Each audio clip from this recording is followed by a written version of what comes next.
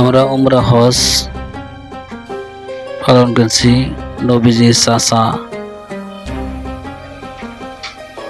আব্বাস রাদিয়াল্লাহু তার মসজিদে আমরা আইছি। তাইফ অনেক সুন্দর মসজিদ,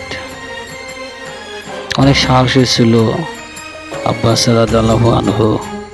মোহাম্মদ হিরণ মিয়া এই যে সাইটে যে মসজিদ দেখাইতেছে অনেক সুন্দর, ভিতরে আপনাকে দেখাবো। অনেক সুন্দর সুন্দর দৃশ্য, দেখার মতো দৃশ্যগুলো। কত সুন্দর লাইট, দেখেন কিভাবে করছে, এত সুন্দর সাই মেরে অনেক সুন্দর সুন্দর ডিজাইন করছে, দেখার মতন। আর এই মসজিদে গেলে আপনি ফ্রিজ আছে, ফ্রিজে পানি আছে, জুস আছে, যার যার ইচ্ছে আপনি ফ্রিজ খুলে আপনি খাইতে পারো, নিতে পারো। অনেকে নিয়ে যাবো ঠান্ডা ফ্রিজের ভিতরে, আমরা নিয়ে অনেকে ওই জায়গায় গেলে পারে আবার সুন্দর মতন নিয়ে যায় বাইরে।